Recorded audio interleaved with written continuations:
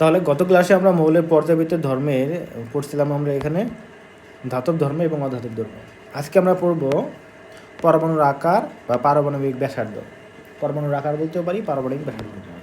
ওকে, পরমাণুর আকার বলতে কি বোঝায় বলো তো, আর এখানে পারমাণবিক ব্যাসার্ধ বলতে কি বোঝায়? দুটো কিন্তু একই জিনিস। হ্যাঁ, একই জিনিস কেন? কারণ মনে করে এটা একটা পরমাণু, ঠিক আছে, যার নিউক্লিয়াস হলো এটা। এখানে একটা পরমাণু আছে,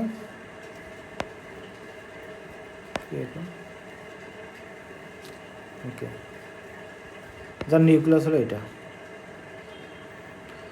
আমি এখানে দুইটা মৌল নিছি, দুইটা মৌলর আমি আকার দিছি এখানে। মনে করে এটা শেষ কক্ষপথ করি, ঠিক আছে, মাঝে ভিতরে কক্ষপথ কার কোনটা আছে দিলাম। দেখে কি মনে হচ্ছে কোন পরমাণুর আকারটা বড় বলো তো? প্রথমটা আকার না, বড় না? তাহলে এটা কিন্তু বড়, এটা কি ছোট, তাই না? এখন যদি বলি ব্যাসার্ধ, পারমাণবিক ব্যাসার্ধ বলতে কি বোঝায় বলো তো? ব্যাসার্ধ বলতে বোঝায় এই যে নিউক্লিয়াস থেকে শুরু করে এই পর্যন্ত দূরত্বটাকে কি বলা হবে? পারমাণবিক ব্যাসার্ধ, তাই না? তাই কি বলা হবে? আচ্ছা, তাহলে বলো তো কোনটার পারমাণবিক ব্যাসার্ধ বড়? প্রথমটার। তাহলে যেটার আকার বড় সেটার কি পারমাণবিক ব্যাসার্ধ বড়, এটা আকার ছোট, পারমাণবিক ব্যাসার্ধ ছোট। তাহলে দেখো, তাহলে এটাই, যার আকার বড় হয় তার পারমাণবিক ব্যাসার্ধ বড় হয়। তাহলে একই জিনিসটা দুইটা। তাহলে পরমাণুর আকার বা পারমাণবিক ব্যাসার্ধ দুই একই জিনিস। যার যেটা বড় হবে দুইটাই বড়, যার বড় হবে দুইটাই বড়, যার ছোট দুইটাই ছোট। ওকে, তো দুইটাই বলা যায় আর কি। তো এটা আসলে কি দেখো, তাহলে এটা আমাদের এই যে পরমাণুর আকারটা পর্যায়ক্রমে কিভাবে পরিবর্তন হচ্ছে বা একই গ্রুপে কিভাবে পরিবর্তন হচ্ছে এটা আমাদেরকে বলতে হবে। একটু আমি যদি বোঝাই এখানে, আচ্ছা আমরা রিডিংটা দিয়ে দিই কতটুকু বুঝতো, তারপর দেখা যায়। পরমাণুর আকার তথা পারমাণবিক ব্যাসার্ধ একটি পর্যায়বৃত্ত ধর্ম, মানে পর্যায়ক্রমে পরিবর্তন হয়। কিভাবে পরিবর্তন হবে? যে কোনো একটি পর্যায়ের যতই বাম দিক থেকে ডান দিকে যাওয়া যায়, কোন দিকে? বাম থেকে ডান দিকে যাওয়া যায়, পরমাণুর আকার বা পারমাণবিক ব্যাসার্ধ তত কমতে থাকে। কি হতে থাকে? কমতে থাকে।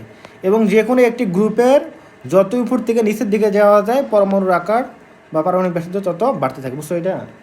বুঝছো? এখানে যেটা বলা আছে যে একই পর্যায়ের বাম থেকে ডান দিকে গেলে আকার হলো ছোট হয়, ওকে, এবং একটা গ্রুপের উপর থেকে নিচের দিকে আসলে আকার হয় হলো বড়।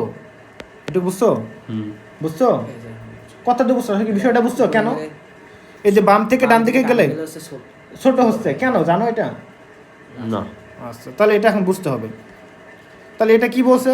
মেইনলি বসে বিষয়টা দেখো, একই পর্যায়ের বাম থেকে ডান দিকে গেল, আকার কি হলো? বড় ছিল, ধীরে ধীরে কি হলো? ছোট হয়ে গেল। আবার একই গ্রুপের উপর থেকে নিচের দিকে আসলে আকার ধীরে ধীরে কি হলো? বড় হয়ে গেল। এটার ক্ষেত্রে যদি এটা একটু ছোট, তাহলে এটার থেকে যদি একটু বড় হবে। দেখো, এটার থেকে ধীরে ধীরে একটু বড় হবে, এটার থেকে ধীরে ধীরে নিচের দিকে আসলে কি হবে? বড় হবে। আলটিমেটলি দেখো, এখান থেকে যদি যায় আবার ধীরে ধীরে কি হচ্ছে? ছোট হচ্ছে, ঠিক আছে? তাহলে সব থেকে ছোটো কোনটা? এই কর্নারটা, তাই না? তাহলে এই পাশ থেকে প্রথম পর্যায়ের ডানের এবং শেষ গ্রুপের উপরের, তার মানে এটা সব থেকে ছোট। তা এইটুকু তো বুঝছো নাকি? হিলিয়াম তাহলে ছোট। হ্যাঁ, তাহলে মুখস্থ পড়ার মধ্যে বুঝছো নাকি? মুখস্থ পড়াই বুঝছো, তাই না? কিন্তু কথা হলো কেন হচ্ছে একই পর্যায়ের বাম থেকে ডান দিকে গেলে আকার কেন ছোট হচ্ছে, এবং গ্রুপের উপর থেকে নিচের দিকে আসলে কেন আকার বড় হচ্ছে, এটা কি বুঝছো? হয়তো মানে গ্রুপেরটা বুঝছো। তার কারণ একই গ্রুপের উপর থেকে নিচের দিকে আসলে একটা করে নতুন কক্ষপথ কি হয়? যুক্ত হয়, তাই না? দেখো, এই যে এটা মনে করো প্রথম পর্যায়ে যদি ধরি, তার মানে কি এর কক্ষপথ কয়টা? একটা। দ্বিতীয় পর্যায়ে ধরলে কক্ষপথ কয়টা? দুইটা। তৃতীয় পর্যায়ে কক্ষপথ কয়টা? তিনটা। তার মানে একই গ্রুপের যখন আমরা উপর থেকে নিচের দিকে আসি তখন কক্ষপথ বেড়ে যায়, আর এই কারণে কি হয়? আকারটা ছোট হবে না বড় হবে? বড় হবে। এটা তো বুঝছো নাকি? তাহলে একই পর্যায়ের বাম থেকে ডান দিকে গেলে কেন আকার ছোট হলো? প্রশ্ন আসে না? কেন বলতে পারবা? না। আচ্ছা, কারণটা আমি আগে তাহলে বলেই দেই। দেখো, এখানে যদি আমি পর্যায় সারণী দেখাই, মনে করি একটা পর্যায় নিলাম, এটা একই পর্যায়ে। এখানে দেখো, এই একই পর্যায়ের বাম থেকে যখন ডান দিকে যাব আমরা, তখন কিন্তু দেখো পারমাণবিক সংখ্যা বেড়ে যায় না? এর ছিল 3, তাহলে সব কিছুই বেড়ে যাচ্ছে, ইলেকট্রনও বাড়তেছে, প্রোটনও বাড়তেছে, নিউট্রনও বাড়তেছে। তারপরেও কেন আকার ছোট হচ্ছে, তাই না? একই পর্যায়ে তো সব কিছুই বড় হচ্ছে, বেশি বাড়তেছে না, তা আকার কেন বড় ছোট হচ্ছে? তো এই কথাটা লুকিয়ে আছে গত ক্লাসে যে আমরা পড়ছিলাম ওই বিষয়টার উপরে। কিভাবে দেখো, আমরা একটু যদি বুঝি, মনে করে এটা দিলাম আমরা লিথিয়ামের নিউক্লিয়াস। কার? লিথিয়ামের কয়টা কক্ষপথ আছে বলো তো? 3টা। 3টা কক্ষপথ না 2টা? দুইটা। লিথিয়ামের দুইটা কক্ষপথ আছে। প্রথম কক্ষপথে কয়টা ইলেকট্রন? দুইটা।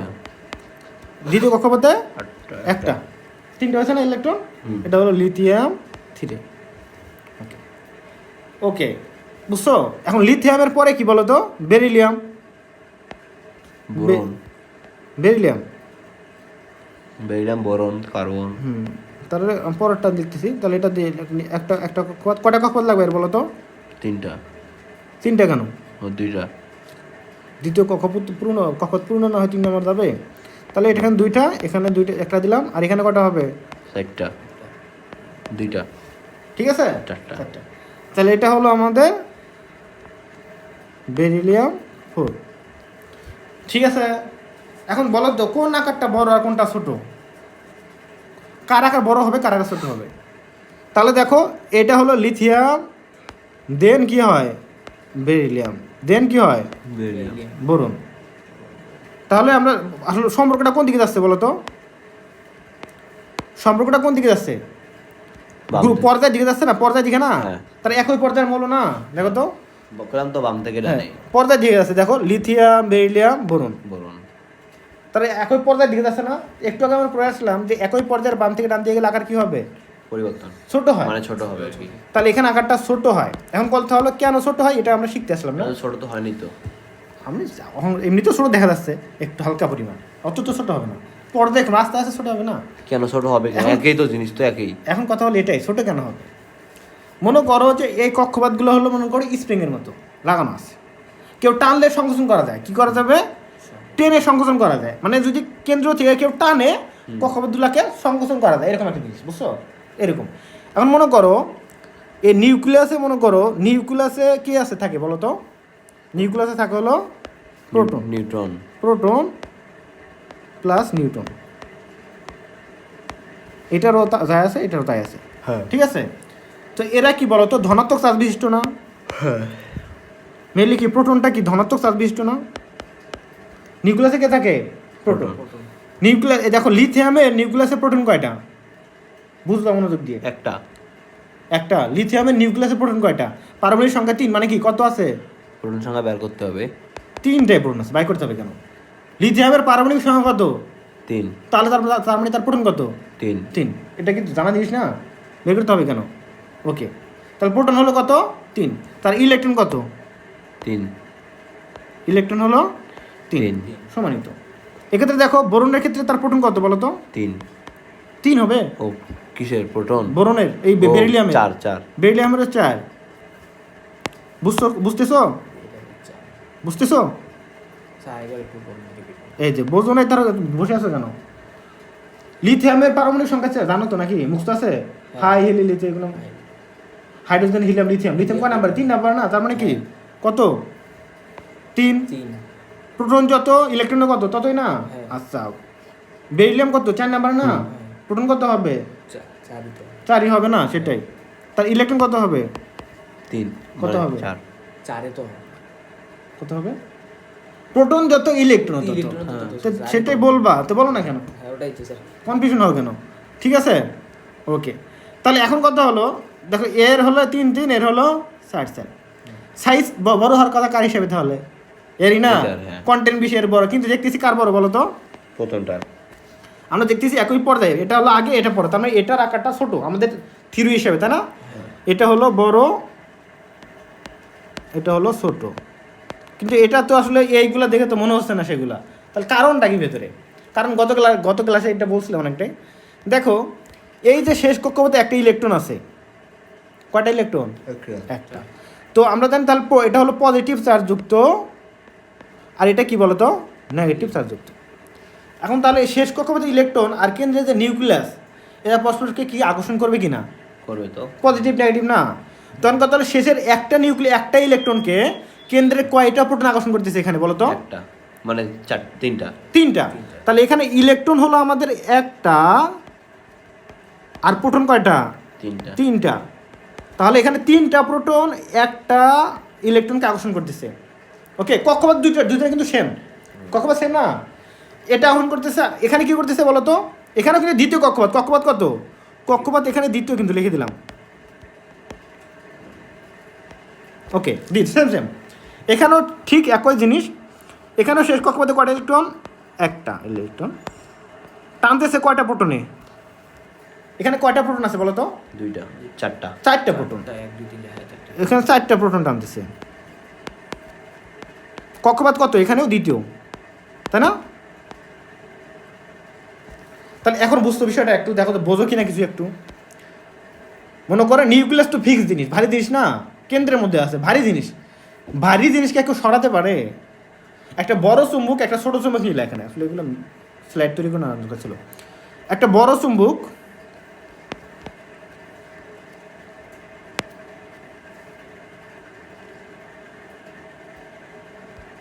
মনে করো এখানে একটা কি আছে, একটা একটা ছোট চুম্বক আর একটা বড় চুম্বক আছে, যদি রেখে দেয় কোনটা কোন দিকে যাবে বলো তো? এটা কি নড়বে? বড়টার দিকে আসবে। বড়টা নড়বে না, না বড়টা থেকে ফিক্স থাকবে, কিন্তু এটা এখান থেকে কোথায় চলে আসবে, এইটা চট করে এখানে চলে আসবে, তাই তো নাকি? আচ্ছা, যদি এটাই হয় এখানে কারণটা দেখো তো, এই দুটো তো পরস্পর কি চুম্বকের মধ্যে আকর্ষণ করবে কিনা ইলেকট্রন প্রোটন? আচ্ছা করবে। এমন কথা হলো বড় কোনটা, মানে শক্তিশালী কোনটা, ভারী কোনটা? আমাদের প্রোটন অনেক ভারী না? একটা প্রোটন হলো কতটা ইলেকট্রনের সমান বলো তো? 1840টা ইলেকট্রন সমান না? তার মানে একটা প্রোটন তো অনেক ভারী। সেক্ষেত্রে প্রোটন কয়টা আছে?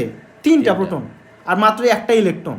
সাথে প্রোটনের সাথে এখানে নিউটন বাতি দেই, তাহলে প্রোটন কিন্তু এখানে অনেক ভারী, অনেক শক্তিশালী, তার মানে কি আবার তিনটা।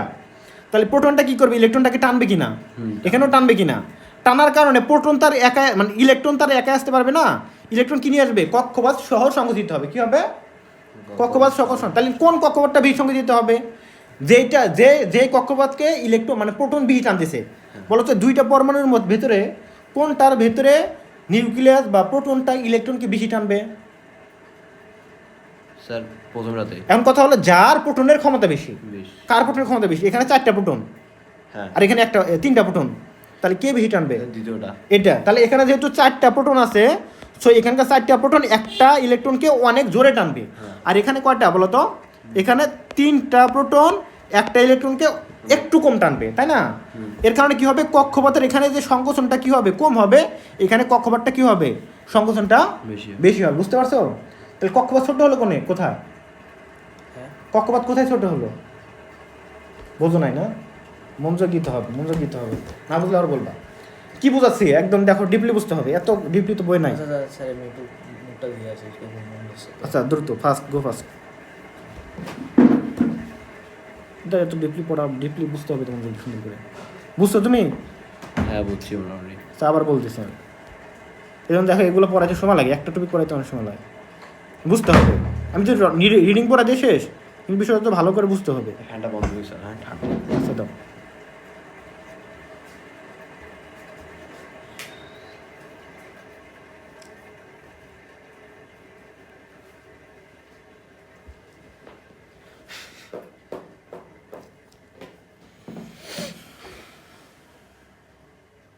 ডাইরেক্ট তোমাদের বললাম যে একই পর্যায়ের বাম থেকে ডান দিকে গেলে হ্রাস পায়, হ্যাঁ, আর নিচের দিকে আসলে কি হয়, বৃদ্ধি পায়, বৃদ্ধি পায়, বড় হয়, আকার বড় হয়। শেষ, মুস্ত করলাম শেষ। কিন্তু এটা তো বললে তো বুঝলাম না বিষয়টা আসলে কেন, বোঝা উচিত কিনা বলতো?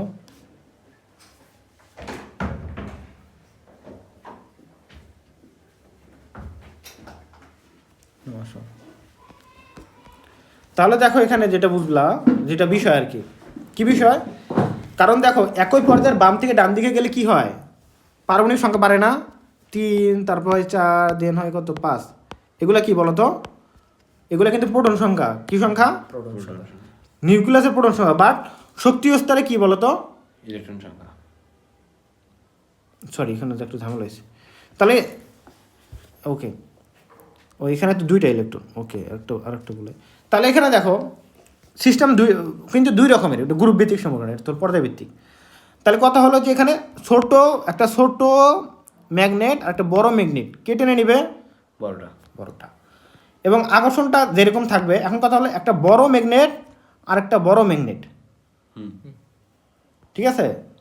এখন এক্ষেত্রে দেখো যে আকর্ষণটা, এক্ষেত্রে দেখা যায় দুইটাই আকর্ষণ করবে, বাট আকর্ষণ কোনটার মধ্যে বেশি থাকবে? বড়ের মধ্যে বেশি থাকবে না আকর্ষণটা, একদম দ্রুত ঠাস করে লাগবে। দেখছো কিনা এরকম বড় চুম্বকদের মধ্যে কি আকর্ষণটা খুবই শক্তিশালী হয়। তাহলে এখানে দেখো, এখানে তিনটা এই যে প্রথম মূল্যটা 3টা প্রোটন 1টা ইলেকট্রনকে টানতেছে, এখানে যে আকর্ষণটা, আর এখানে কি করতেছে 4টা টানতেছে কয়টাকে, 2টাকে, মানে এই পাশ থেকেও টানতেছে একজনকে, এই পাশ থেকেও একজনকে টানতেছে, তাহলে 4টা টানতেছে, দুই পাশ থেকে একটা আকর্ষণ বল কাজ করতেছে। হ্যাঁ। তার মানে কোন দিকে আকারটা ছোট হবে, কোনটার, এইটার না এইটার আকার ছোট হবে, এটা না, হ্যাঁ। কারণ এখানে ম্যাগনেটটার ভিতরে বড়, আবার ওই পাশে আবার 2টা আছে কি বলতো, ইলেকট্রন আছে, দুই পাশ থেকে 2টা চাপ দিচ্ছে, তাহলে আকারটা কি হবে, বড়, ছোট হবে না, এটার আকার ছোট হবে না। এটা তো ছোট হবে। এই জন্য একই পর্যায়ের বাম থেকে যখন ডান দিকে যায় তখন কেন্দ্রীয় নিউক্লিয়াসে কি হয়, প্রোটন সংখ্যা বাড়তে থাকে। কেন্দ্রীয় নিউক্লিয়াস এবং বহিস্থ শক্তি স্তরে, কেন্দ্রীয় নিউক্লিয়াসে প্রোটন এবং বহিস্থ শক্তি স্তরে ইলেকট্রন বাড়তে থাকে, যার কারণে কেন্দ্রীয় নিউক্লিয়াস এবং বহিস্থ শক্তি স্তরে ইলেকট্রনের মধ্যে জোরালোভাবে আকর্ষণ সৃষ্টি হতে থাকে বা আকর্ষণ বাড়তে থাকে, বুঝছো। আবার যখন পরেরটা কি হবে, এখানে 3টা ইলেকট্রন হবে, তাই না, এখানে একটা প্রোটন বাড়বে, তার মানে দেখো ইলেকট্রন আর প্রোটনের সংখ্যা যত বাড়তে থাকবে আকর্ষণটা তত কি হবে, কমতে থাকবে। বাড়তে থাকবে। মানে বড় হইতে থাকবে না, হ্যাঁ, মানে প্রোটনও বাড়তেছে, বাইরে ইলেকট্রনও বাড়তেছে, মানে আকর্ষণটা কি হবে, মানে বাড়তিছে, বুঝছি না। ওই যে গত ক্লাসে পড়ছিলাম তো এরকম, যে বাইরে যদি কম ইলেকট্রন থাকে নিউক্লিয়াসের সাথে আকর্ষণ ভালো থাকে না, এই জন্য ইলেকট্রন ত্যাগ করতে পারে, পড়ছিলাম না। তো বিষয়টা এখানে বিপরীত, বস্তু শক্তি স্তরে ইলেকট্রন যত বাড়বে ধীরে ধীরে, কিন্তু নিউক্লিয়াসের সাথে জোরালোভাবে আকর্ষণ যত বাড়তে থাকবে, আকর্ষণের কারণে কি হবে, আকারটা ছোট হয়ে আসবে, বুঝতে পারছো, ক্লিয়ার। এর জন্য একই পর্যায়ের বাম থেকে ডান দিকে গেলে আকারটা ছোট হয়। একই গ্রুপে তো বুঝছো নাকি, একই গ্রুপের যখন আমরা নিচের দিকে আসবো, এটা ছিল মনে করো 2টা কক্ষপথ, এটা হবে কয়টা, 3টা, তারপরটা কি হবে 4টা, তাহলে বুঝতেই পারছো আকার কি হবে, বড় হবে, এটা আর কিছু বলার কিছু নাই, তাই না। ওকে, তাহলে এখন দেখি আমরা এখানে কি বলছি। একই পর্যায়ের বাম থেকে ডান দিকে যত ডান দিকে যাওয়া যায় পারমাণবিক সংখ্যা তত বাড়তে থাকে, কিন্তু প্রধান শক্তি স্তর সংখ্যা বাড়ে না, বাড়ে কি না। পারমাণবিক সংখ্যা বাড়লে নিউক্লিয়াসের প্রোটন সংখ্যা বৃদ্ধি পায় এবং ইলেকট্রন সংখ্যাও বৃদ্ধি পায়। নিউক্লিয়াসের অধিক প্রোটন সংখ্যা এবং নিউক্লিয়াসের বাইরে অধিক ইলেকট্রন সংখ্যার মধ্যে আকর্ষণ বেশি হয়, ফলে ইলেকট্রনগুলোর শক্তি স্তর নিউক্লিয়াসের কাছে চলে আসে, ফলে পরমাণুর আকার ছোট হয়, বুঝতে পারছো, ক্লিয়ার। পরীক্ষা লিখতে হবে কিন্তু এভাবে। আবার দেখো একই গ্রুপে যত উপর থেকে নিচের দিকে যাওয়া যায় ততই বাইরে একটি করে নতুন শক্তি স্তর যুক্ত হয়, একটি করে নতুন শক্তি স্তর যুক্ত হলে পরমাণুর আকার কি হবে, ছোট মনে করা হবে, বৃদ্ধি হবে। একই গ্রুপের উপর থেকে নিচে দিকে গেলে নিউক্লিয়াসের প্রোটন সংখ্যা এবং বাইরের কক্ষপথে ইলেকট্রন সংখ্যা বৃদ্ধির জন্য আকর্ষণ বৃদ্ধি হয়ে পরমাণুর আকার হ্রাস পায়। তাহলে একই গ্রুপের উপর থেকে নিচের দিকে গেলে নিউক্লিয়াসের প্রোটন সংখ্যা বাড়ে, ঠিক আছে, এবং বাইরের কক্ষপথের ইলেকট্রন সংখ্যা বৃদ্ধির জন্য আকর্ষণ বৃদ্ধি হয়ে পরমাণু আকার হ্রাস পায়, ফলে নতুন শক্তি স্তর যুক্ত হওয়ার ভুল লিখছি এখানে, তাহলে এটা কিন্তু হলো না। দেখো এখানে কি লিখছে, একই গ্রুপের উপর থেকে নিচের দিকে গেলে, গ্রুপের বলছে, নিচের দিকে গেলে নিউক্লিয়াসের প্রোটন সংখ্যা এবং বাইরের কক্ষপথে ইলেকট্রন সংখ্যা বৃদ্ধির জন্য আকর্ষণ বৃদ্ধি হয় কি, বাইরের কক্ষপথে ইলেকট্রন বাড়ে না, একই গ্রুপে সেম থাকে না, প্রথম শক্তি স্তরে সবার একটা করে থাকে, দ্বিতীয় শক্তি স্তরে 2টা করে থাকে, তাহলে ভুল না, তাহলে এটা হবে না। কিন্তু পরমাণুর আকার কি তত হ্রাস পাবে না বড় হয়, ও হ্রাস পায়, একই গ্রুপে বড় হয় না ছোট হয়, একই গ্রুপে দেখো তো আকার বড় হয় না ছোট হয়, নিচের দিকে আসলে কি হবে, কক্ষপথ বাড়ে না, বাড়ে না, তাহলে এটা ভুল লিখছে না। কারণে কি হবে, কারণে পরমাণুর আকার এবং তার চেয়ে বৃদ্ধি, পরমাণুর আকার তার চেয়ে বেশি বৃদ্ধি পায়, কি লিখছে উল্টা উল্টা বুঝাস, একটা নতুন ও ঠিক আছে, মানে এটা উল্টাই বুঝাইছে একটু আর কি, ওইভাবে ভুল লেখা নাই।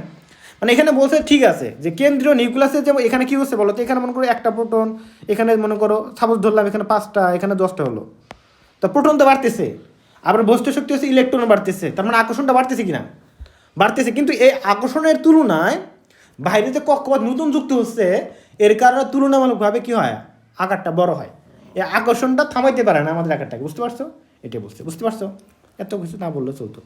তার মানে কি হয়েছে বলো তো, যে এখানে যে আকর্ষণটা যে বাড়ে তার তুলনায় কি হয় বলো তো, আকার অনেক বেশি বড় হওয়ার কারণে কি হবে, আকর্ষণটা তাহলে আকারটাই বড় হবে, নতুন কক্ষপথ যোগ হওয়ার কারণে আকারটাই বড় থাকে আর কি, এটাই বলছে, ক্লিয়ার। ওকে, যে কারণে মৌলের উপরের মৌলের চেয়ে নিচের মৌলগুলোর আকার কি হবে, বড় হয়। ওকে, ক্লিয়ার। এখন দেখো তাহলে আমরা কি শিখলাম, এর আগে শিখলাম আমরা ধাতু অধাতু, এটা শিখলাম কি বলতো, আকার, আকার বুঝছো, আকার পর্যায়ক্রমে কিভাবে পরিবর্তন হয়, গ্রুপের দিকে কিভাবে পরিবর্তন হয়, বুঝতে পারছো? তাহলে একই পর্যায়ের বাম থেকে ডান দিকে গেলে আকার ছোট হয় এবং একই গ্রুপের উপর থেকে নিচের দিকে আসলে আকারটা বড় হয়, বুঝতে পারছো? ওকে, শেষে একটা ছোট টেক্সট বলতেছি, একদম সব সহজ। দেখবা মোটামুটি সবই কি বলতো, বাম থেকে ডান দিকে গেলে কি হয়? কমে। কম কমে। না মানে পারে আর আর নিচের দিকে একটু পরে দেখতেছি, দেখো সংযোগটা বন্ধে যায় রয়েছে। সবগুলা দেখে তারপরে বলবো, আমি বলবো না, দেখুন একটু ইজি হবে, একটা লাইনে শেষ হবে, একটা শুধু ব্যতিক্রম আছে। সবই বাম থেকে ডানে গেলে বাড়ে, বাট একটা জিনিস ব্যতিক্রম এখানে, আকারটা, বুঝতে পারছো? এখন হলো আয়নীকরণ শক্তি। আয়নীকরণ শক্তি বলতে কি বোঝায় এটাকে বুঝতে হবে। অর্থাৎ কোন একটা, এই যে মনে করো এখানে, আচ্ছা এখান থেকে বুঝাই, আয়নীকরণ শক্তি বলতে কি বোঝায়? আয়নীকরণ মানে কি, আয়ন করতে হবে। আয়ন কিভাবে করব? কোন একটা মনে করো পরমাণু আছে, বুঝছো, এর কক্ষপথ থেকে একটা ইলেকট্রন ত্যাগ করব, ত্যাগ করে কিসে পরিণত হবে? একক ধনাত্মক আধান, তাই না? এই যে একটা ইলেকট্রন ত্যাগ করে একক ধনাত্মক আধানে পরিণত হতে যে পরিমাণ শক্তি লাগে তাকে বলা হয় আয়নীকরণ শক্তি, ঠিক আছে? তাহলে একটি মৌলের, বুঝছো, যে কোনো একটি মৌলের একটি পরমাণু বহিষ্ঠ শক্তি স্তর থেকে একটি ইলেকট্রন অপসারণ করে একক ধনাত্মক আধান, এটা কয় ধনাত্মক আধান? একক না, একটা ইলেকট্রন গেছে না, একক ধনাত্মক আধানে পরিণত করতে যে পরিমাণে শক্তির প্রয়োজন হয় তাকে বলা হয় আয়নীকরণ শক্তি, বুঝছো? তাহলে কোনো গ্যাসীয় অবস্থা, এটা কোন অবস্থায় করতে হয় বলো তো? গ্যাসীয় অবস্থায়, এর সংজ্ঞা আর কি। তাহলে গ্যাসীয় অবস্থায় কোনো মৌলের একটি পরমাণুর, গ্যাসীয় অবস্থায় কোনো মৌলের একটি পরমাণুর বহিষ্ঠ শক্তি স্তর থেকে একটি ইলেকট্রন অপসারণ করে একক ধনাত্মক আধানে পরিণত করতে যে পরিমাণ শক্তি লাগে তাকে বলা হয় আয়নীকরণ শক্তি। তাহলে এই যে মনে করো এটা গ্যাসীয় অবস্থা, একটা পরমাণু নিলাম আমি, আমার এই পেনটা হলো গ্যাসীয় অবস্থা একটা পরমাণু, এর বহিষ্ঠ শক্তি স্তর থেকে একটা ইলেকট্রন অপসারণ করলাম, করে কি একক ধনাত্মক আধানে পরিণত করলাম, এটা করতে আমার যে পরিমাণ শক্তি লাগলো তাকে বলা হবে আয়নীকরণ শক্তি, ঠিক আছে? বুঝতে পারছো? অর্থাৎ এইটা করতে, এই যে একটা পরমাণু নিলাম, এটা গ্যাসীয় অবস্থায় আছে, একটা পরমাণু নিলাম, একটা ইলেকট্রন অপসারণ করলাম, একক ধনাত্মক আধানে পরিণত করলাম, তাহলে এই যে শক্তিটা লাগলো আমার, এটাকে বলা হয় আয়নীকরণ শক্তি, বুঝতে পারছো? এটাকে যদি আমরা এখন মোল বিবেচনা করি, আমি বলছিলাম মোল বিষয়টা, বলছিলাম যে 1 মোল সমান 6.02 গুণ 10⁻23 বলছিলাম না? এর আগের অধ্যায়ে বলছিলাম 1 মোল হলো অ্যাভোগাড্রোর সংজ্ঞা। তাহলে এটা যদি এরকম বলি, যে এরকম বলা যায় যে গ্যাসীয় অবস্থায় কোনো মৌলের 1 মোল পরমাণু, মনে করে এটা একটা দুইটা, তো 1 মোল পরমাণুর প্রত্যেকটা থেকে একটা করে যদি নেই তাহলে কয়টা ইলেকট্রন নেওয়া হবে? হ্যাঁ, তার মানে যদি আমরা 1 মোল নেই, মানে অ্যাভোগাড্রোর সংখ্যা নেই, আমরা যদি অ্যাভোগাড্রোর সংখ্যক নেই, প্রত্যেকটা থেকে যদি একটা করে ইলেকট্রন নেই তাহলে কয়টা নেওয়া হবে? অ্যাভোগাড্রোর সংখ্যা কি নেওয়া হবে? নিয়ে তাহলে যে আমরা আয়নটা তৈরি হবে, কতগুলো আয়ন তৈরি হবে? অ্যাভোগাড্রোর সংখ্যা কি হবে?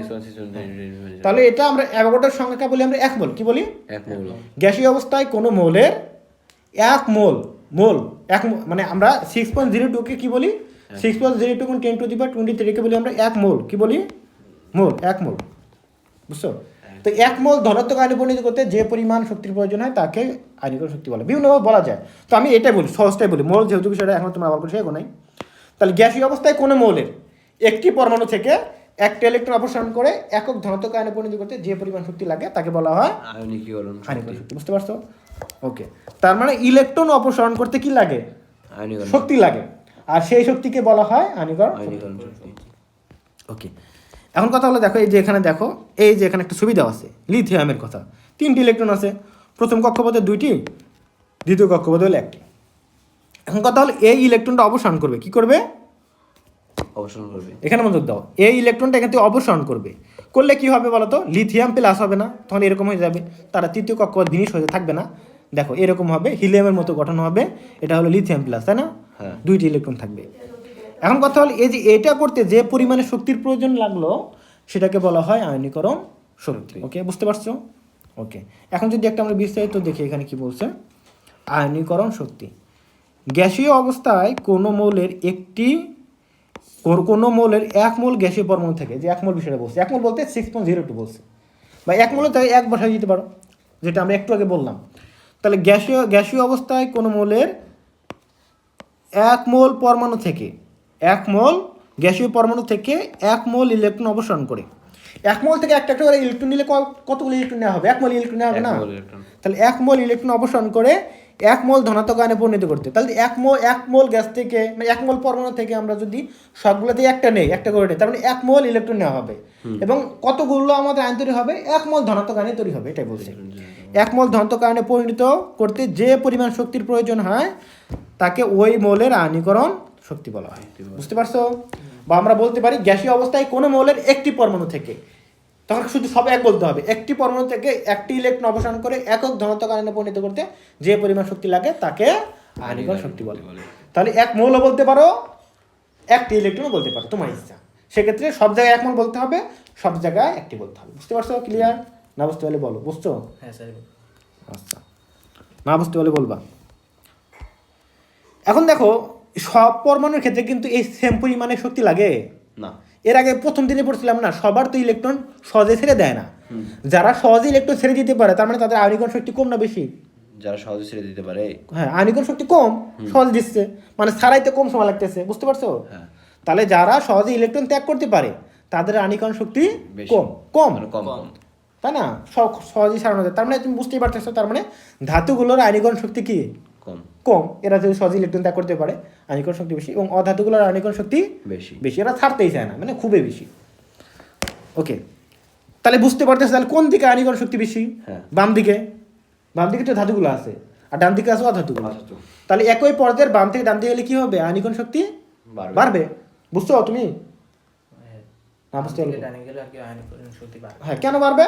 কারণ ডানের গুলা তো আমাদের কি অধাতু, এরা তো ইলেকট্রন ছাড়তে চায় না, শক্তি বেশি দিতে হয়। আর বামের গুলা ধাতু, এরা তো সহজে ছাড়ে। মানে ডান গেলে ইলেকট্রন গ্রহণ করে। হ্যাঁ, তাহলে এখন দেখো, আয়নীকরণ শক্তি একটি পর্যায়ভিত্তিক ধর্ম, তার মানে পর্যায়ক্রমে পরিবর্তন হয়। কিভাবে?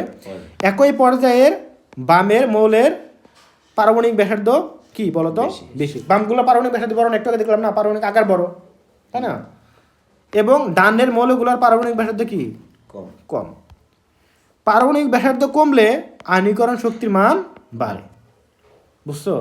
আকার যদি ছোট, মানে বিষয়টা যেটা একটু আগে বুঝাইলাম, যে মনে করো সাইজ যদি ছোট হয়, মনে করো এটা নিউক্লিয়াস, এটা হলো বহিষ্ঠ শক্তি স্তরের, মনে করো যে কোনো কারণে আকারটা ছোট হয়ে গেছে, যেমন এই যে একেবারে বাম থেকে ডান দিকে গেলে আকার ছোট হয়। আরেকটা আছে এখানে আকারটা বড়। হ্যাঁ। ওকে, এখন এখানে আছে ইলেকট্রন, এর একটা আছে ইলেকট্রন। হ্যাঁ, বুঝছি। এখন কার ইলেকট্রনের প্রতি আকর্ষণ বেশি বলো তো?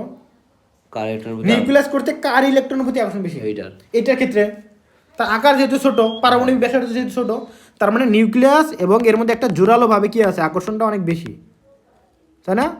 আর এই ক্ষেত্রে আকর্ষণটা কি দূরে গেছে না, আকর্ষণ কম না। তার মানে এখান থেকে একটা ইলেকট্রন সরাতে গেলে বি শক্তি লাগবে না কম লাগবে? কম। মানে এখান থেকে যদি একটা ইলেকট্রন সরে যায়, হ্যাঁ, শক্তি বেশি দিতে হবে না কম দিতে হবে? কমে তো দিতে হবে। আকর্ষণ বেশি, তার মানে শক্তি বেশি না বেশি কম দিতে হবে? মানে আকর্ষণ দেখো দুইটা ইলেকট্রন মানে একদম আটকে আছে, মানে ইলেকট্রন আর প্রোটন দেখো কাছে না, সরাইতে বেশি শক্তি দিতে তার হবে। কাছে না, তার মানে এদের মধ্যে সম্পর্কটা কি খুবই ভালো। তার মানে তুমি যদি সরাতে চাও সরাতে পারবে সহজে? এই জন্য তাহলে এখানে এই জন্য আর সরাইতে যে শক্তিটা, এটা কি বলতো? আয়নীকরণ শক্তি। তার মানে আয়নীকরণ শক্তি এখানে বেশি না কম? বেশি। কারণ আকার ছোট তো শক্তি বেশি, আকার বড় মানে কি শক্তি কম, তাই না? শক্তি কম। এখন আকার বড় থাকে কোন দিকে? বামে না? হুম। একই পর্যায়ের বামে থাকে আকার বড়, ডানে হয় আকার ছোট। এই জন্য একই পর্যায়ের বাম থেকে ডান দিকে গেলে কি হবে? আয়নীকরণ শক্তি বাড়ে। একই পর্যায়ে বাম থেকে ডানে গেলে। হ্যাঁ, বুঝছো? ক্লিয়ার? ওকে, বইয়ে সুন্দর করে দেওয়া আছে। তাহলে এই যে পারমাণবিক ব্যাসার্ধ যেহেতু কমে, সেহেতু আমাদের কি হয়? আয়নীকরণ শক্তি বাড়ে। ওকে, এবং পারমাণবিক ব্যাসার্ধ বাড়লে আয়নীকরণ শক্তি কি হবে? কমে। পারমাণবিক ব্যাসার্ধ বাড়লে আয়নীকরণ শক্তি কমে। যেমন একই গ্রুপের আমরা যদি উপর থেকে নিচের দিকে আসি, কি হয়? আকার বাড়ে না? হ্যাঁ। তার মানে কি হবে? বহিষ্ঠ শক্তি স্তরে ইলেকট্রনের প্রতি কেন্দ্রীয় নিউক্লিয়াসের আকর্ষণ বাড়ে না কমে? বাড়ে। কমে। উল্টো বলো কেন? যে একই গ্রুপের উপর থেকে নিচের দিকে আসলে আকার যখন বাড়বে, নিউক্লিয়াস কর্তৃক ইলেকট্রনের প্রতি আকর্ষণটা কমে বহিষ্ঠ শক্তি স্তরে ইলেকট্রনের প্রতি। সেহেতু ইলেকট্রন সহজে ছাড়তে পারে, এজন্য আয়নীকরণ শক্তি কম না বেশি? কম স্যার কম। বুঝতে পারছো? ক্লিয়ার? ঝামেলা আছে কোনো? ঝামেলা তাহলে ডিপলি আবার যাবো, নাই তো? ওকে, তাহলে এখন উদাহরণ আসি। উদাহরণস্বরূপ যদি বলি, sodium, magnesium, aluminium, silicon, aluminium, এর মধ্যে সিলিকনের আয়নীকরণ শক্তি সবচেয়ে বেশি। দেখো তো এরা কোন পর্যায়ের মৌল? এরা সবাই হলো, দেখো এখানে দেখো 3 নম্বর পর্যায়ের মৌল। 3 নম্বর এই দেখো এখানে কি আছে? লিথিয়াম, বেরিলিয়াম, সরি কি বলতেছি আবার, সোডিয়াম, সোডিয়াম, ম্যাগনেসিয়াম, তারপরে কি অ্যালুমিনিয়াম, সিলিকন। তাহলে সব থেকে ডানের কোনটা? সিলিকন। হ্যাঁ। এই জন্য এর কি হবে? আকার ছোট হবে আকার ছোট বাট এবং আয়নীকরণ শক্তি কি হবে? এই জন্য বেশি। বেশি হবে, কারণ এই যে ইলেকট্রনের সাথে নিউক্লিয়াসের একটা জোরালো ভাবে আকর্ষণ আছে, যার কারণে বহিষ্ঠ শক্তি থেকে ইলেকট্রন সরানো যাবে না সহজে, শক্তি বেশি দিতে হবে। আরো এদিকে যাও, আরো বাড়বে। বুঝতে পারছো? ওকে, কারণ এই মৌলগুলোর মধ্যে সিলিকনের পারমাণবিক ব্যাসার্ধের মান সবচেয়ে কম। পক্ষান্তরে একই মৌলের মধ্যে সোডিয়ামের পারমাণবিক ব্যাসার্ধের মান বেশি, তাই না? সবচেয়ে বড় কোনটা? সোডিয়াম না? হ্যাঁ বেশি। এদের মধ্যে সোডিয়ামের আয়নীকরণ শক্তির মান কি? কম। কম। ক্লিয়ার এইটুকু? ওকে, আবার দেখো গ্রুপ একের ক্ষেত্রে, এটা পর্যায়ে দেখলাম। গ্রুপের ক্ষেত্রে দেখো যে প্রথম গ্রুপ লিপি হাই লিনাকে রুবি সাজিয়ে ফেললো, ঠিক আছে? ক্ষার ধাতুগুলোর মধ্যে লিথিয়ামের পারমাণবিক ব্যাসার্ধের মান সব থেকে, স্যার ওগুলো মুখস্থ করে কি হলো? কত কাজ আছে যে এইগুলো কোন গ্রুপে, তুমি মনে করো এই যে তোমাকে আমি বললাম যে প্রথম গ্রুপে মৌল কি কি, এই যে ছন্দ দিয়ে বলবা আমি হিসাব করি যদি বের করি কি কি হিসেব করে বের করবা। মৌলের নাম প্রথম গ্রুপে কে কে আছে এটা কেমন হিসেব করবা? কারণ ওগুলো কেন প্রশ্ন স্যার দেবে? তাহলে তো 118 আরে দরকার লাগে, কত জায়গায় দরকার লাগে যে ওই গ্রুপের মৌলগুলো লাগে। তোমার প্রশ্ন আসলো যে লিথিয়াম কোন মানে পটাশিয়াম কোন গ্রুপের মৌল, বলতে পারে, বা রুবিডিয়াম কোন গ্রুপের মৌল, তোমার সন্দেহ মুক্ত আছে। লাগে এগুলা, বুঝছো? গ্রুপ ভিত্তিক মৌলগুলো লাগে। এই যে তুমি যদি নাই জানো যে এইগুলা, তুমি আমি যে ঢাকে দিতাম, তোমার মুক্ত আসার জন্য তুমি এখন বলতে পারতেছো যে না এটা 1 নম্বর গ্রুপে, নাহলে তুমি বলতে পারতা? না তাহলে এগুলো অনেক কাজ আছে, ধীরে বুঝতে পারবা। এইগুলো দেখো নিচের কোন মৌলগুলোর ধর্ম, নিচের কোন মৌলটির ধর্ম ভিন্ন। মনে করে এখান থেকে 3টা মৌল দিল, অন্য গ্রুপের একটা দিল, তখন কি করবা? তাহলে এই 3টা কিন্তু ধর্ম একই, অন্য মৌলটা, তাহলে এটা তুমি যদি মুখস্থ না থাকে পারবা? না বুঝতে পারছো? এখন দেখো দেখো এই যে একই গ্রুপে দেওয়া আছে, দেখো একই গ্রুপে জানি আমরা উপরের মৌলটার কি আকার সব থেকে ছোট থাকে, নিচের মৌল যত আর নিচের দিকে আসবে তত কি হয়? আকার বড় হয়, কক্ষপথ বাড়ে। তাহলে যার আকার ছোট তার কি হবে? আয়নীকরণ শক্তি বেশি হবে। আকার ছোট মানে কি? আয়রন শক্তি বেশি। ইলেকট্রনের সাথে প্রোটনের আকর্ষণ বেশি। ওকে, তাহলে এখানে দেখো লিথিয়ামের পারমাণবিক ব্যাসার্ধের মান সবচেয়ে কম, এই জন্য লিথিয়ামের আয়নীকরণ শক্তির মান সব থেকে বেশি। ওকে, আবার দেখো গ্রুপ 17 এর যদি বলি, ফুল কলি বরোইডিয়েট, ফ্লোরিন, ক্লোরিন, ব্রোমিন, আয়োডিন, অ্যাসিটিন। ওকে, তোমরা যখন সব মুক্ত থাকবে তখন তো আর ছন্দের কোনো দরকার নাই। ছন্দ যেহেতু তোমাদের সহজে মুখস্থ হয় এই জন্য ছন্দ। এরপর দেখবে একসময় তোমাদের এমনি মুখস্থ হয়ে গেছে, তখন ছন্দ লাগবে না। এরপর তোমরা যখন কাউকে শিখাইবা তখন এগুলো অ্যাপ্লাই করবা। হ্যাঁ বুঝছি। ফুল কলি বরোইডিয়েট ইডিয়েট, তাহলে এখানে মৌলগুলোর মধ্যে ফ্লোরিন এর পারমাণবিক ব্যাসার্ধের মান সবথেকে কি বলতো? কম। উপরের মৌল যেহেতু সবথেকে কম, তার মানে এর কি হবে? আয়নীকরণ শক্তির মান সব থেকে বেশি হবে। নিচের দেহ যত আসবো তত কমবে। ক্লিয়ার? ঝামেলা আছে কোনো? আছে? ওকে, তাহলে আমরা এখানে কি বুঝলাম? আয়নীকরণ শক্তি কিভাবে পরিবর্তন হলো? তাহলে আমরা তোমরা এইভাবে নই করবে, একটা পৃষ্ঠার মধ্যে লিখবা যে আয়নীকরণ শক্তি বাম থেকে ডান দিকে গেলে বাড়তেছে, নিচ দিকে আসলে কমতেছে, এভাবে লিখবা সবগুলাই। তাহলে আয়নীকরণ শক্তি কি দেখলাম? একই পর্যায়ের বাম থেকে ডান দিকে গেলে যেহেতু আকার ছোট হয় এই জন্য আয়নীকরণ শক্তি বাড়ে, এবং একই গ্রুপের উপর থেকে নিচ দিকে আসলে আকার বড় হয়ে যাচ্ছে, এই জন্য আয়নীকরণ শক্তিটা কি হয়? হ্রাস পায়। মনে থাকবে? হ্যাঁ ওকে, কেন হচ্ছে এগুলো বিস্তারিত লিখতে হবে, পরীক্ষা আসে। এখন পরের টপিকটা হলো কি? ইলেকট্রন আসক্তি। কি বলতো? ইলেকট্রন শক্তি শেষ দিয়ে দিব আজকে। ইলেকট্রন আসক্তি, ইলেকট্রন আসক্তি বলতে কি বোঝায়, অর্থাৎ ইলেকট্রন কতটুকু টানবে। এমনিতে নর্মাল দেখো ইলেকট্রনের প্রতি টান কাদের বেশি? শক্তি স্তরে ধাতু না ধাতু? ধাতু মনে হয়। ধাতুর ইলেকট্রনের প্রতি টান বেশি। অধাতু। ধাতুতে ইলেকট্রন ছাড়ে, আর অধাতু অধাতু গ্রহণ করে। তাই ইলেকট্রনের প্রতি টান কে আর বেশি ছিল? এর আগে দেখছিলাম অধাতুর। তাহলে অধাতু কোন দিকে থাকে? ডান দিকে না বাম দিকে? ডান দিকে। ডান দিকে। তার মানে একই পর্যায়ের বাম থেকে ডান দিকে গেলে কি হবে? আয়নীকরণ শক্তি বাড়বে। আয়নীকরণ না, ইলেকট্রন শক্তি ও ইলেকট্রন শক্তি বাড়বে। এটা তো বুঝতো নাকি? আবার একই পর্যায়ের বা একই গ্রুপের উপর থেকে নিচের দিকে গেলে কি হবে? ইলেকট্রন শক্তি কমবে। কমবে না, তার কারণ কক্ষপথ বেড়ে যাচ্ছে, নিউক্লিয়াসের সাথে বস্তু শক্তি স্তরের সম্পর্ক খারাপ হচ্ছে, তার মানে ইলেকট্রনের প্রতি কি হবে, আকর্ষণ কমবে, ইলেকট্রন শক্তি কমবে। একই তো, ওগুলো একই তো। এজন্য বললাম মানে সবগুলো দেখবা যে একই পর্যায়ের বাম থেকে ডান দিকে গেলে বাড়ে, শুধুমাত্র পারমাণবিক আকারটা বাদ দিয়ে। পারমাণবিক আকারটা ক্ষেত্রে দেখছিলাম এটা হলো আকারটা বাদে সবগুলো বাম থেকে ডানে গেলে, পর্যায়ের বাম থেকে ডানে গেলে বড়। হ্যাঁ নিচ দিয়ে কম, হ্যাঁ, বুঝছো? কিন্তু বুঝতে হবে আসলে কারণগুলো কি, প্রত্যেকটা ইন্ডিভিজুয়াল বুঝতে হবে। তাহলে ইলেকট্রন আসক্তির আমরা তো বুঝলাম বিষয়টা, আরও ডিপলি বুঝবো। এন্ড এইটার সংজ্ঞাটা কি?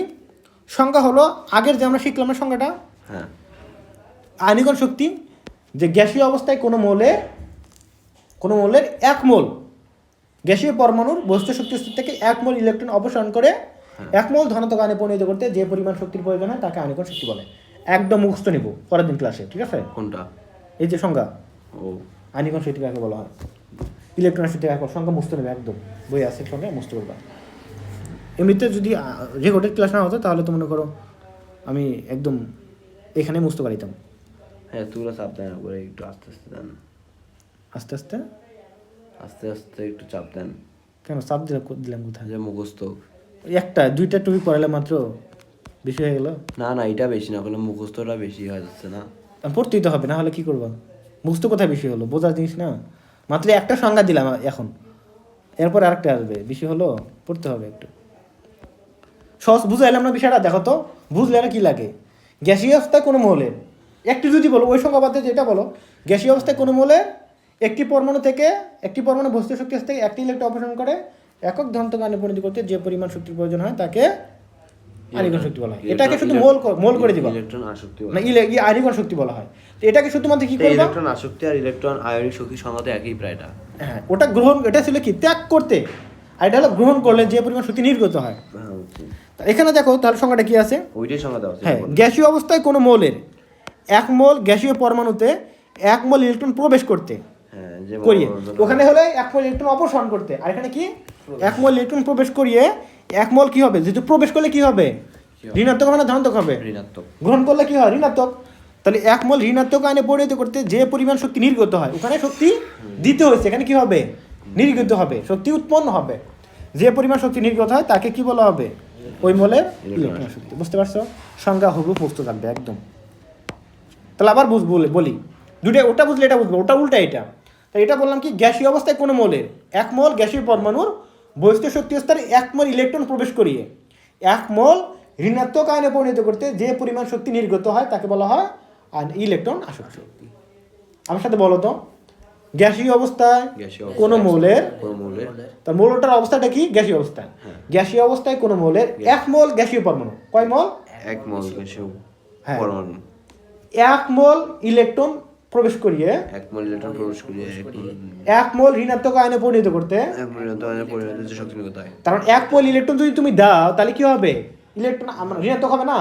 কয় মোল ঋণাত্মক আয়নে হবে? 1 মোলই হবে। তাহলে 1 মোল ইলেকট্রন প্রবেশ করিয়ে 1 মোল ঋণাত্মক আয়নে পরিণত করতে যে পরিমাণে শক্তির প্রয়োজন হয় তাকে বলা হয় ইলেকট্রন শক্তি। সহজ না কঠিন সংজ্ঞা আছে মোটামুটি? তাহলে তো ইজি না, সুন্দর করে মুছতে পারবা। পরীক্ষা আসবে এগুলো একদম আমি ধরবো, লিখবা, লেখাটা দেখাইবা আমাকে সংখ্যাগুলো, ঠিক আছে? লিখবো। হ্যাঁ, ইলেকট্রন আসক্তি কোন দেহে কি পরিবর্তন হচ্ছে লিখবা, খালি এক লাইন করে লিখবা। পরমাণুর আকার আপনি একটু লিখে দিন তো, মনে থাকবে না। কি লিখে নিয়ে আসবা? আমি কেমন লিখবো, আপনি একটু লিখে দিন। আমি যেটা বললাম শুধু ওইভাবে লিখবা, বাসায় চেষ্টা করো। অনেক স্যার উলট পালট হয়ে যাবে। বই সুন্দরভাবে দেওয়া আছে না, বিস্তারিত দেওয়া আছে। আমি শুধু বলছি যে বইয়ের বই খুঁজবো আমি, পুরোটা পড়তে হবে সুন্দর করে। আমি তো আর নোট করে দিই না, আমি বই পড়াই। সো বই পুরোটা বললে বুঝবা, বোঝার পরে কি করবা, শুধু নোট দেখো। আয়নীকরণ শক্তি কি দেখলা, যে একই পর্যায়ের বাম থেকে ডান থেকে গেলে কি হয়, বাড়ে, গ্রুপে কমে। শুধু লেখা কি তো নাই মনে হয় না, কি কোথায় নাই, সুন্দর করে দেওয়া আছে তো। এই যে একই পর্যায়ের বামের মৌলের পারমাণবিক ব্যাসার্ধ বৃদ্ধি হয় এবং ডানের মৌলের পারমাণবিক ব্যাসার্ধ কম হয়। পারমাণবিক ব্যাসার্ধ করলে আয়নীকরণ শক্তির মান কি হবে, বাড়বে, এবং কমলে তাদের পারমাণবিক ব্যাসার্ধ কমলে মানে ওটা যদি ছোট হয় তাহলে আণবিক শক্তির মান বাড়ে, আর পারমাণবিক ব্যাসার্ধ যদি বড় হয় তাহলে শক্তির মান মানে পারমাণবিক ব্যাসার্ধ মানে ওইটা যদি বড় হয় তাহলে শক্তির মানটা আয়নিক শক্তির মান কমে না, বাড়ে। আকার বড় হলে, আকার বড় হলে কমে, তো ওইটাই। হ্যাঁ ওটাই। হ্যালো সৈকত, হ্যাঁ সকালে যাব 9টা। ঠিক আছে ঠিক আছে ঠিক আছে ঠিক আছে। ঠিক আছে, ঠিক আছে, ঠিক আছে, বুঝতে পারছো? হ্যাঁ তাহলে এটা লিখবা যে একই পর্যায়ের বাম থেকে ডান দিকে গেলে বুঝছি স্যার, এবার বুঝছি। আয়নিকণ শক্তি বৃদ্ধি পায় একই গ্রুপের বাম থেকে ডান দিকে। ইলেকট্রন আসক্তিটা দেওয়া আছে। হ্যাঁ, সবই দেওয়া আছে। তারপর ইলেকট্রন আসক্তির সংজ্ঞাটা মুস্ত করবা, বুঝলা তো সংজ্ঞাটা নাকি? হ্যাঁ এখন তাহলে এটা কি হবে দেখো, আমরা তো এমনি নর্মালি বুঝি, তাহলে কি হবে একই পর্যায়ের বাম থেকে ডান দিলে কি হবে, বৃদ্ধি পাবে। কেন? ওই যে আকার ছোট হয়, যার কারণে বহিষ্ঠ শক্তি স্তরের প্রতি কেন্দ্রীয় নিউক্লিয়াসের জোরালোভাবে আকর্ষণ বাড়ে। এর কারণে বহিষ্ঠ বাইরে আগত ইলেকট্রনের প্রতি কি আকর্ষণটা বাড়ে, এর জন্য ইলেকট্রন শক্তি এখানে বেশি। দেখো, ইলেকট্রন আসক্তি একটি পর্যায়বৃত্ত ধর্ম। একই পর্যায়ের বামের মৌলের পারমাণবিক ব্যাসার্ধ কি হয়, বেশি না? হ্যাঁ একই পর্যায়ের বামের মৌলের পারমাণবিক ব্যাসার্ধ বেশি। না, একই পর্যায়ের বামের মৌলের পারমাণবিক ব্যাসার্ধ বেশি, ওকে, বাম দিকে। এবং ডান দিকের মৌলগুলোর পারমাণবিক ব্যাসার্ধ কম। কম। পারমাণবিক ব্যাসার্ধ কমলে ইলেকট্রন আসক্তির মান কি হয়, কমে। বাড়ে, বাড়ে। বাড়ে বাড়ে বাড়ে সবগুলো তো বাড়ে। এবং পারমাণবিক ব্যাসার্ধ বাড়লে ইলেকট্রন আসক্তির মান কমে, আগেরটার মতোই, ঠিক আছে? সমস্যা নেই, করবো ওকে। তো এখানে শুধু তাহলে এই যে আকার টাকার বাদ দিয়ে ডাইরেক্ট লিখে দিবা কি, একই পর্যায়ের বাম থেকে ডান দিয়ে গেলে আয়নিকণ শক্তি ইলেকট্রন আসক্তি বাড়ে, হ্যাঁ, বুঝছি। নিচে দিয়ে গেলে কমে, শেষ। হুম আর যখন বিস্তারিত লিখবা তখন লিখতে হবে কেন, যে আকারের কম বেশি হওয়ার কারণে, ঠিক আছে? ওকে। তো এগুলো সহজ না কঠিন? সহজই তো। উদাহরণ দিছে দেখো, লাগবে। এই যে বেরিলিয়াম, ক্যালসিয়াম, স্ট্রোনশিয়াম, এটা কি বলতো, বিরিয়ানি, বিরিয়ানি কাবাব, কাবাব না বিরিয়ানি, বিরিয়ানি মোগলাই, কি কোথায়? কাবাব সরিয়ে উল্টা বলে বাটিতে দিয়েছে। রাখো। এতে রাখো। হ্যাঁ বিরিয়ানি মোগলাই হবে, বিরিয়ানি মোগলাই কাবাব সরিয়ে বাটিতে রাখো। তো এই ম্যাগনেসিয়ামটা কোথায় হবে, এখানে হবে। হ্যাঁ দেখতে হলো উল্টা পাল্টা। যাই হোক, এই মৌলগুলোর মধ্যে কোনটি ইলেকট্রন আসক্তি বেশি বলো তো, কোনটি আসক্তি কম? স্যার এটা বুঝবো কেমনে? ও হ্যাঁ, এই মৌলগুলোর মধ্যে কোনটি ইলেকট্রন আসক্তি কম মানে বেশি ইলেকট্রন, তাহলে এটা ছোট হইতে হবে স্যার। তাহলে উপর থেকে যদি নিচে আসে তাহলে ছোট হবে, তাহলে মনে হয় স্যার রেডিয়ামের হবে। হ্যাঁ, এখানে দেখো যে ম্যাগনেসিয়াম কিন্তু একটা ব্যতিক্রম মৌল, এই জন্য এইভাবে যে সাজাইতে পড়ে। তো এটা কিন্তু আসলে তো গ্রুপটা এভাবে সাজাইতে হবে, এরপর রেডিয়ামের তো হবে। তাহলে দেখো এখানে কি বলতো, এই মৌলগুলোর মধ্যে রেডিয়ামের পর্যায় সারণী দ্বিতীয় গ্রুপের মৌল, ওকে। এই মৌলগুলোর মধ্যে বেরিলিয়ামের পারমাণবিক ব্যাসার্ধের মান সব থেকে, তো পারমাণবিক ব্যাসার্ধের মান সব থেকে কম কার, ছোট কার বলো তো? স্যার এটা হবে স্যার বেরিলিয়াম হবে স্যার। হ্যাঁ, বেরিলিয়ামের পারমাণবিক ব্যাসার্ধের মান, রেডিয়াম হবে। বেরিয়ামের পারমাণবিক সব থেকে ছোট, তাই এর জন্য বেরিয়ামের ইলেকট্রন আসক্তির মান সব থেকে কি হবে, বেশি। বেশি হবে। যার আকার ছোট তার ইলেকট্রন আসক্তির মান কি, বেশি হয়। হ্যাঁ, টানে বেশি না সেই ইলেকট্রন, ওকে। আবার রেডিয়ামের পারমাণবিক ব্যাসার্ধের মান সব থেকে বেশি, এর জন্য কি হবে, রেডিয়ামের পারমাণবিক ব্যাসার্ধের মান সব থেকে বেশি, রেডিয়াম হবে। রেডিয়ামের ইলেকট্রন আসক্তির মান সব থেকে কম। ক্লিয়ার? ওকে। কিন্তু বুঝতে তো পারবো নাকি কোন একটা পর্যায়ের ক্ষেত্রে কার বেশি কার কম হবে, এগুলো তো বলতে পারবো এখন নাকি? পর্যায়ের বাম থেকে ডানে গেলে একবার ভালো করে পড়বা, দুইবার পড়বা, বুঝছো? বাম থেকে ডানে গেলে আকার বড় হবে শুধু, মানে বাম থেকে ডানে গেলে আর কি বড় হবে, দুইবার কিন্তু রিডিং আকারটা দিবা, বাদে, আকার আর হ্যাঁ, দুইবার রিডিং দিবা, দেখবো সব ক্লিয়ার। হ্যাঁ একবার পড়ে আর বুঝতেছি না, এখন তো বুঝতেছো নাকি, প্রতিটা ইন্ডিভিজুয়াল বুঝতেছো, বাসায় গিয়ে একবার দেখবা, দেন আবার দেখবা, দেন একবার লেখার ট্রাই করবা কি ঘটতেছে, দেখবা সব ক্লিয়ার। আমাকে দেখাইবা যে লিখছো, ওকে। লিখবো স্যার। অবশ্যই লিখবা, না লিখলে পরে মনে থাকে। সমস্যা দেখো, আরেকটা সমস্যা কি, সোডিয়াম, ম্যাগনেসিয়াম, অ্যালুমিনিয়াম, সিলিকন, এর মধ্যে কার ইলেকট্রন আসক্তি বেশি আর কার ইলেকট্রন আসক্তি কম? সবাই দেখো একই গ্রুপের না একই পর্যায়ের মৌল, কোন পর্যায়ের মৌল? 3। সবাই একই পর্যায়ের মৌল। তো এই মৌলগুলোর মধ্যে কার আকার কার ইলেকট্রন আসক্তি বেশি হবে বলো তো? যার আকার সব থেকে ছোট তার আসক্তি বেশি হবে। উপর থেকে নিচে যাবে, উপর নিচে করে, তো বাম থেকে ডান পর্যায় না। তো সিলিকনের কি বলতো, সব থেকে আকার ছোট, হ্যাঁ একই পর্যায়ের ডানে আছে না, তার মানে কি হবে, সিলিকনের সিলিকনের ইলেকট্রন আসক্তি বেশি হবে, সবচেয়ে ছোট ইলেকট্রন আসক্তি বেশি হবে, আর এটা কি হবে, কম হবে। সোডিয়ামের ইলেকট্রন আসক্তি কম হবে। হ্যাঁ, আর এটা কি হবে, ইলেকট্রন আসক্তি বেশি হয়েছে হবে। তো। বুঝছো? তুমি বুঝছো? না বুঝলে বলো, ওকে। তাহলে দেখো সমাধান দেখো, এই যে মৌলগুলোর পর্যায় সারণী 3 পর্যায়ের মৌল, এই মৌলগুলোর মধ্যে সোডিয়ামের পারমাণবিক ব্যাসার্ধ সবচেয়ে বেশি, এজন্য সোডিয়ামের ইলেকট্রন আসক্তির মানও কি হবে, সবচেয়ে কম হবে। আবার সিলিকনের পারমাণবিক ব্যাসার্ধের মান সবচেয়ে কম, সেই জন্য ইলেকট্রন আসক্তির মান সবচেয়ে বেশি। বুঝতে তো এখন নাকি? তো গোলাপি তড়িৎ ঋণাত্মক তো এমনি এমনি দিছে। ওকে। এখন দেখো পরের বিষয়টা, আরে বাবা, তড়িৎ ঋণাত্মকতা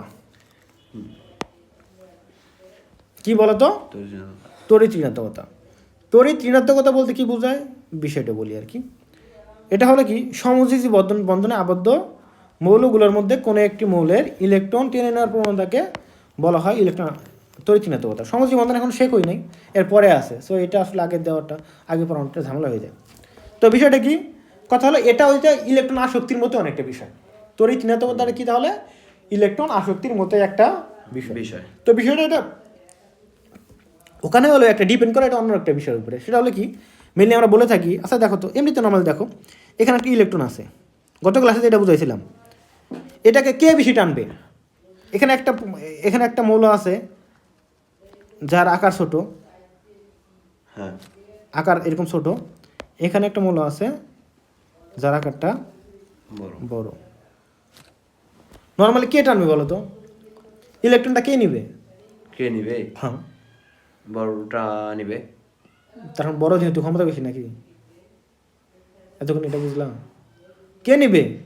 তার কারণ এই দেখো, বড় মানে কি, ইলেকট্রন নেয় তো শেষ কক্ষপথে না, তাই না?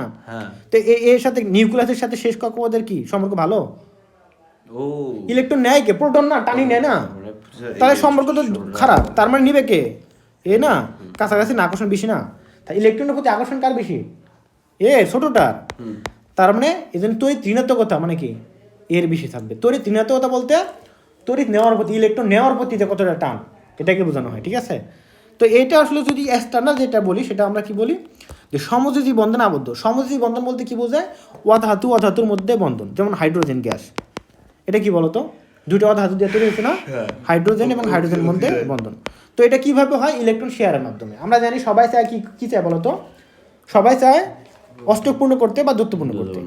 তো এই যে হাইড্রোজেনের কি ছিল বলতো, শেষ কক্ষপথে একটা ইলেকট্রন ছিল, তাই না? এই পাশে হাইড্রোজেনের কি শেষ কক্ষপথে একটা ইলেকট্রন। তাহলে এরও একটা লাগে কটা করে? দুইটা না? তাহলে এই বলে ভাই আমরা পাশাপাশি আসি, আমাকে ভাগে ব্যবসা, তোমার মনে 100 টাকা আছে, ওর 100 টাকা, কিন্তু 100 টাকা দিয়ে কেউ ব্যবসা করতে পারতেছে না। তখন বলতেছে চলো আমরা দুজনে মিলে 200 টাকা হবে ব্যবসা শুরু করি। বুঝতে পারছো? এটাই হলো সমযোজী বন্ধন। কি বন্ধন? সমযোজী মানে ভাগে বন্ধন, ভাগে ব্যবসা। তাহলে এরা দুজন তখন পাশাপাশি আসে, তখন কি হবে, এই যে এটা যখন পাশাপাশি গেল, গিয়ে এরকম ব্যবসা তৈরি করলো। সেক্ষেত্রে ইলেকট্রনটা আমরা এই যে দেই কোথায়, ইলেকট্রনটা আমরা এই যে এখানে দেখাই, অর্থাৎ এখন দুইজনের দুইটা করে হলো, তাই না? এখন দেখো এরও কক্ষপথে দুইটা, এরও কক্ষপথে কয়টা হলো? দুইটা। হ্যাঁ, এটাকে বলি আমরা সমযোজী বন্ধন। এর পরবর্তী চ্যাপ্টারে আমরা ক্লিয়ারলি দেখবো, বুঝবো। এখন কথা হলো এই সমযোজী বন্ধনের ইলেকট্রনটা আমরা এইভাবে দেখাতে পারি, এই যে এখন এইভাবে দেখাতে পারি, একজনের দুইজনের দুইটা ইলেকট্রন। এটাই সমযোজী বন্ধন, মানে ইলেকট্রন দুইটা কি আছে মাঝে, বুঝাচ্ছি আর কি, ঠিক আছে? এটা দ্বারা বোঝায় একটা ইলেকট্রন হলো এই হাইড্রোজেন, এই একটা ইলেকট্রন হলো এই হাইড্রোজেন, ঠিক আছে? বোঝা গেছে? এটা যেহেতু দুইজনের হাইড্রোজেন, এই জন্য এই ইলেকট্রনের প্রতি দুইজনের কি পাওয়ার কি সমান না, টান দুইজনের সমান না, দুইটাতে একই ধরনের মৌল, তাহলে ক্ষমতা এক, এই জন্য ইলেকট্রনের প্রতি টান দুইজনের সমান। বাট এখানে যদি এমন একটা মৌল দেয়, এখানে আছে কি বলতো হাইড্রোজেন, এখানে হলো কি বলতো অক্সিজেন, তাহলে এর একটা ইলেকট্রন এখানে আছে, এর একটা ইলেকট্রন এখানে আছে, মানে পানি আছে না H2O, এটা আসলে গঠন কিন্তু এরকম, এখানে একটা ইলেকট্রন, এখানে একটা ইলেকট্রন। এখন করতে হলো এখানে কি ঘটবে, অক্সিজেনের ইলেকট্রনের প্রতি টান বেশি থাকে। কেন বলতো? অক্সিজেন হলো পরের সারণী কোন দিকে মৌল, ডান দিকে মৌল না? তার মানে কি বেশি আকার ছোট, আয়নিক বন্ধন বেশি হবে। আকার ছোট মানে কি বস্তু শক্তি হচ্ছে ইলেকট্রনের প্রতি টান বেশি। টান বেশি হওয়ার কারণে কি হয়, যে আমাদের শেয়ারকৃত ইলেকট্রন, মানে শেয়ার মানে কি, মনে করো তোমরা দুজনে মিলে ভাগে কিছু একটা কিনলা, তার মানে দুজন যদি সমান টাকা দাও, তাহলে কার কাছে থাকবে? তোমার কাছে 15 দিন মাসে, তোমার কাছে 15 দিন, তাই না? বাট কারো যদি একটু পাওয়ার বেশি থাকে, ক্ষমতা বেশি থাকে, ভাগে কিছু তো কি হয়েছে, আমার কাছে বেশি দিন থাকবে, দেখে না অনেকে এরকম জোর আছে কিনা? তো ক্ষমতা বেশি, পাওয়ার বেশি, ঠিক বিষয়টা এখানে ঘটে আর কি। এক্ষেত্রে দেখো দুজনের সমান পাওয়ার মাঝে থাকে, বাট এক্ষেত্রে অক্সিজেনের পাওয়ার বেশি, তখন কি করে এই শেয়ারকৃত ইলেকট্রন সে নিজের দিকে টেনে নেয়, বুঝছো? সে নিজের দিকে টেনে নেয়, তখন এটা এই জায়গায় না থেকে যায় এর কাছে, বুঝছো? মাঝে না থেকে, এর কারণে কি হলো, এর কারণে যেটা হবে পানি। এখানে দেখো যে কেউ যদি ইলেকট্রন টেনে নিয়ে যায়, সেটা কি বলি আমরা, ঋণাত্মক বলি না? ঋণাত্মক তো পুরোপুরি না, যেহেতু এটা সমযোজী শেয়ার, এটাকে বলি আংশিক ঋণাত্মক, এটাকে বলি আংশিক পজিটিভ। কারণ এটা তো মনে করো আংশিকভাবে ইলেকট্রন চলে গেছে এর থেকে, এরা আংশিকভাবে নিয়ে নিয়েছে, যেন আংশিক ঋণাত্মক, এটা বলি আংশিক পজিটিভ। এখন তো তাহলে এই যে সমযোজী বন্ধনে আবদ্ধ মৌলগুলোর মধ্যে কোনো একটি মৌলের শেয়ারকৃত ইলেকট্রন টেনে নেওয়ার প্রবণতাকে বলা হয় তড়িৎ ঋণাত্মকতা। বুঝতে পারছো? তাহলে সমযোজী বন্ধনে আবদ্ধ মৌলগুলোর মধ্যে কোনো একটি মৌলের শেয়ারকৃত ইলেকট্রন টেনে নেওয়ার প্রবণতাকে বলা হয় তড়িৎ ঋণাত্মকতা। বুঝতে পারছো? এখন এই প্রবণতা কে বেশি দেখাবে বলো তো, বামের মৌল না ডানের মৌল? ডানের। ডানের মৌল। বুঝছো? ডানের মৌল দেখাবে না, এই জন্য তড়িৎ ঋণাত্মকতা একই পর্যায়ের বাম থেকে ডান দিকে গেলে কি হবে, বাড়বে, নিচের দিকে কমবে। দেখো সবই বাম থেকে ডান দিকে গেল বাড়তেছে, নিচে কমতেছে, শুধুমাত্র পারমাণবিক আকারটা বাদ দিয়ে। বুঝতে পারছো? ওকে, এখন আমি বইটা পড়ি কি বলে, কি বলছে এখানে। দুটি পরমাণুর মধ্যে দুটি পরমাণু যখন সমযোজী বন্ধনে আবদ্ধ হয়ে অণুতে পরিণত হয়, তখন পরমাণুগুলোর বন্ধনের ইলেকট্রন দুটিকে নিজের দিকে আকর্ষণ করে, তাই না? প্রতিটা পরমাণু কি করবে, নিজের দিকে আকর্ষণ করবে। দুইজনে ভাগে একটা কিছু কিনছো, দুইজনের তো তার প্রতি একটা আকর্ষণ আছে, টান আছে না? যা আমি আমার বাসায় রাখবো, আমি আমার বাসায়, দুইজনের পাওয়ার যদি সমান থাকে তাহলে সমান সমান থাকে। বাট পাওয়ার যদি একজন কমে যায়, দেখা যায় অন্যজনের কাছে বেশিক্ষণ থাকবে। এখন দেখো, এই আকর্ষণকে তড়িৎ ঋণাত্মকতা বলা হয়। এই যে ইলেকট্রনের প্রতি আকর্ষণকে আমরা কি বলবো, তড়িৎ ঋণাত্মকতা। তড়িৎ ঋণাত্মকতা একটি কি পর্যায়বৃত্ত ধর্ম। একই পর্যায়ের বামের মৌলের পারমাণবিক ব্যাসার্ধ কি বেশি, বামের পারমাণবিক ব্যাসার্ধ বেশি এবং ডানের পারমাণবিক ব্যাসার্ধ কম। পারমাণবিক ব্যাসার্ধ কমলে তড়িৎ ঋণাত্মকতার মান কি বাড়ে, এবং পারমাণবিক ব্যাসার্ধ বাড়লে তড়িৎ ঋণাত্মকতার মান কমে। আগের মতোই সবগুলো। যেমন তাহলে কি বুঝলা, একই পর্যায়ের বাম থেকে ডান দিকে গেলে যেহেতু পারমাণবিক ব্যাসার্ধ কমে, সেহেতু তড়িৎ ঋণাত্মকতার মানটা বাড়ে। ওকে, শেষ। তো 3 নম্বর পর্যায়ের মৌলগুলোর মধ্যে মাঝে সোডিয়াম প্রথম না মৌল, তা সোডিয়ামের তড়িৎ ঋণাত্মকতার মান সবচেয়ে কম, কারণ এর পারমাণবিক ব্যাসার্ধ সব থেকে বেশি, এবং ক্লোরিনের তড়িৎ ঋণাত্মকতার মান সব থেকে বেশি। সাধারণ কোনো মৌলের পরমাণুর আকার ছোট হলে তড়িৎ ঋণাত্মকতার মান বেশি হয়। কোনো মৌলের পরমাণুর আকার বড় হলে তড়িৎ ঋণাত্মকতার মান কি হয়, কম হয়। বুঝতে পারছো? ক্লিয়ার? ওকে, তাহলে এটা আমরা দেখলাম, এটার ক্ষেত্রেও একই পর্যায়ের বাম থেকে ডান দিকে গেলে কমলো, বাড়লো, নিচের দিকে কমলো। তাহলে এখন সব কিছু বলতে হবে, তড়িৎ ঋণাত্মকতা বলতে কি বোঝায়, সংজ্ঞাটা মুছতে করতে হবে। গাড়ির দিকে দেখবা না, এখান থেকে পড়বা, এই যে আকর্ষণকে তড়িৎ ঋণাত্মকতা বলে। তাহলে দুইটি তাহলে সুন্দর করে বলতে পারো, গাড়ি থেকে দেখে নিবা, সমযোজী বন্ধনে আবদ্ধ মৌলগুলোর শেয়ারকৃত ইলেকট্রন নিজেদের দিকে আকর্ষণ করার ক্ষমতাকে তড়িৎ ঋণাত্মকতা বলা হয়। লিখে নিতে পারো যে সমযোজী বন্ধনে আবদ্ধ মৌলগুলোর, দেওয়াই আছে, আছে না? গাড়ি থেকে দেখবা যেটা সহজ হয় সেটা মুছতে পারবা। ঠিক আছে, আমি যেমন সঠিক করে বললাম, সমযোজী বন্ধনে আবদ্ধ মৌলগুলোর শেয়ারকৃত ইলেকট্রন নিজের দিকে টানার প্রবণতাকে তড়িৎ ঋণাত্মকতা বলা হয়। ছোট না? সমযোজী বন্ধনে আবদ্ধ মৌলগুলোর শেয়ারকৃত ইলেকট্রন নিজের দিকে টানার প্রবণতাকে তড়িৎ ঋণাত্মকতা বলা হয়। ওকে, তাহলে তড়িৎ ঋণাত্মকতার সংজ্ঞা মুছতে করতে হবে। এটা বলতে কি বোঝায়, ইলেকট্রন আসক্তির সংজ্ঞা মুছতে করতে হবে, আয়নীকরণ শক্তির সংজ্ঞা মুছতে করতে হবে। বুঝছো? সহজ না কঠিন এগুলো? ওকে, আরো বরাবর আজকে আচ্ছা, এগুলো তাহলে আরেকটা ক্লাস লাগবে পরের দিন, এগুলো দেখা যায় সিমশুল দেখাবো, গাইড নিয়ে আসবো। ওকে, এখন কিছু ব্যতিক্রম আছে, ব্যতিক্রম পড়বো না, ব্যতিক্রম আগামীকাল পড়াবো। এগুলো একটু কম, এগুলো বিষয়ে তোমরা একদম বেসিক ক্লিয়ার করো, দেন কিছু এখানে ব্যতিক্রম আছে তোমাদের বই উল্লেখ করা নেই, আর তারপর আমি কিছু উল্লেখ করে দেবো। ঠিক আছে? ওকে, পরে উল্লেখ করলেও হবে।